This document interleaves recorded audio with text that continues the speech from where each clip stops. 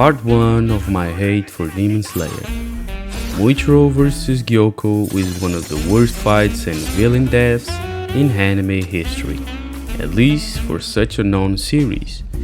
What makes this such a bad fight? It breaks one of the main established rules in battle anime and manga. That rule is quality of the design equals strength of a character. Whenever a character gets stronger, the audience needs a visual representation of that strength, meaning a new and cooler design for heroes and villains. That change can be due to a power-up, commonly known as a transformation, or a passage of time in training, also known as a time skip. The definition of cool could be up for discussion, but when it comes to battle anime and the general public, we instinctively know what visually looks more dangerous, powerful, and cool. Who established this rule of better design, stronger character? None other than the most popular battle manga on Earth, Dragon Ball Z. The Super Saiyan transformation changed anime and manga history forever. Besides all the setup that led to that transformation, our hero Goku gets an incredible increase in power, and we get a visual representation of that through a change in its design. In DBZ, characters' auras only blazed upwards when they wanted and for mere seconds. In Super Saiyan, Goku's aura turned gold and was constantly blazing up. His eyes changed color and his expression was of constant anger. It was about to wreck some Frieza ass. No other expression was shown. From then onward, it became standard for animes to have transformations or at least evolving character designs.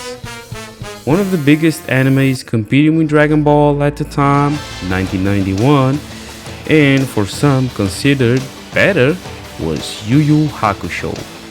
And one of the biggest fights of that anime, comparable to the fight between Goku and Frieza, was Yusuke vs. Toguro, which happened 2 years later in late 1993. In this fight, the villain Toguro, which was so hyped throughout the series, finally fights at his full strength. Toguro goes through several design changes that make him look less and less human and more like a monster. These new designs make him look stronger and stronger nonetheless. Our hero Yusuke didn't really get a transformation, but got stronger by reaffirming his humanity. As for the design, besides the bruises and dirt, he just loses some clothes and gets a messy hairstyle. This lack of transformation was in a way the thematic battle between the villain and the hero.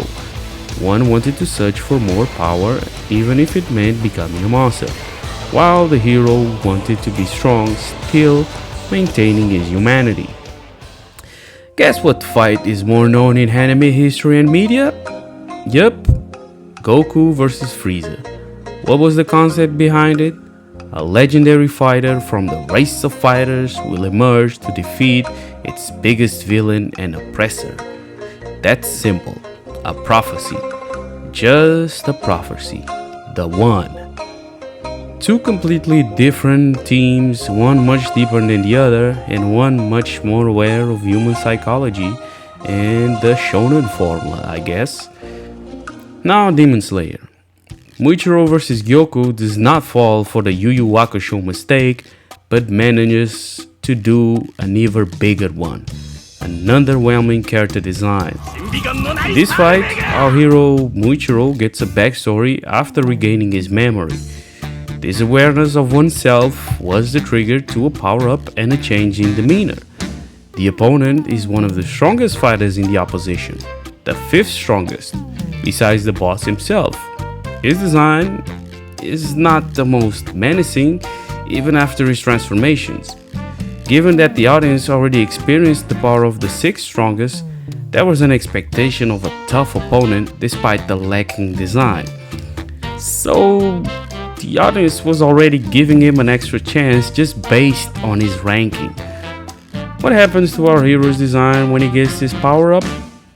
He gets some small red marks in his face and absolutely obliterates the villain, going so far as to mock him. The response of the internet? They hate this fight and think the opponent was too weak and died too fast. Yup, our assumptions were confirmed based on his design.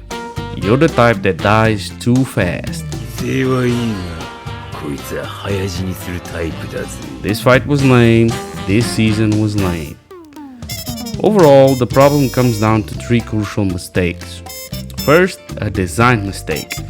The hero's design does not match his power-up and the villain's design feels underwhelming for his supposed power level.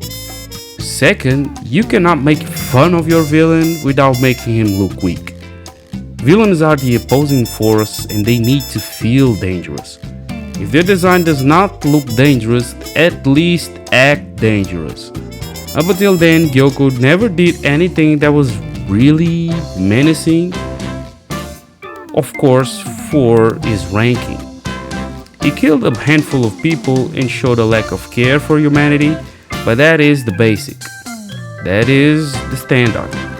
Then proceeded to do nothing besides wasting time, conveniently not confirming killing Muichiro, the classic of all bedridden villains, getting frustrated, be ignored.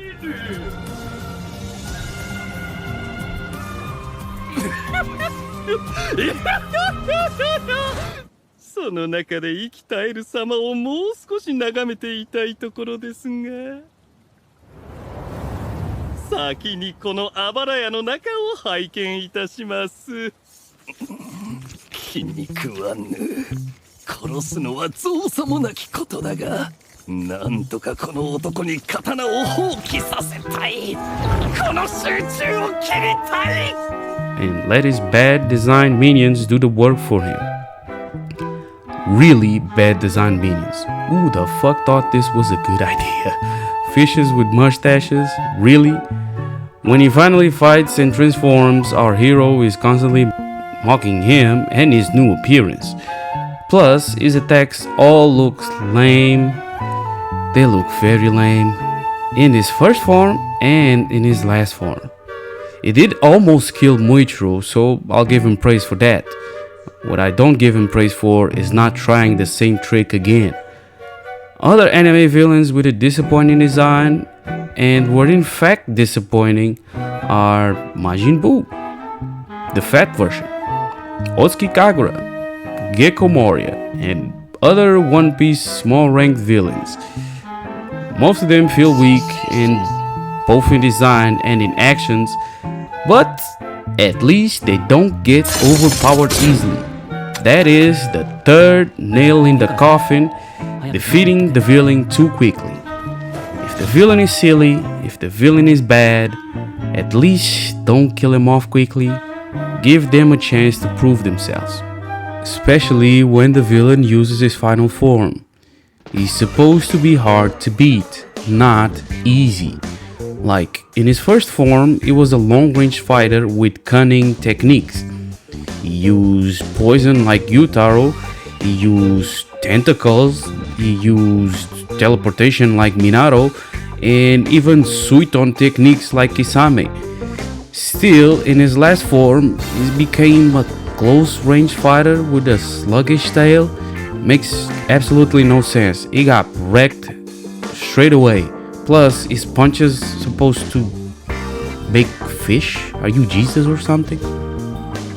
Let me just give you some comparisons of anime fights where the hero overpowers their opponents, but their designs are visually powerful. What is 2 marks compared to Adult Gon? What is 2 marks compared to when Sasuke's curse marks first released? What is 2 marks compared with Vastolorde Ichigo or Dangai Ichigo? Bleach is the king of character designs, by the way. What is 2 marks compared to Dragon Force? What is 2 marks compared to Kamui Senketsu? What is 2 marks compared with the 8 Gates? What is 2 marks compared to Escanor during the day? What is 2 marks compared with pissed off Takamura? Now on the villain side, did anybody think Pito was weak? I kinda don't like her design, but she's not weak. Did anybody think Zako was weak? Probably. Did anybody think Urkiora or Butterfly Aizen was weak? Butterfly Aizen, I kinda give it to you, but no, they were not fucking weak. Did anybody think Zero was weak? Probably not, but Natsu's plot armor is that strong. You cannot argue with that. It doesn't matter. Did anybody think Satsuki Kamui Junketsu was weak? Not weak, but something else. Did anybody think Garo was weak? Did anybody think Galan was weak? Did anybody think Brian Hawk was weak? Yep, it is a rule older than anime itself and battle anime. No matter how much budget and animation you get, you cannot rewrite it. Drop a comment on other fights where the hero overpowers the villains, and leave a like and subscribe. And by the way, somebody please answer me, where are the women in the Swordsmith village?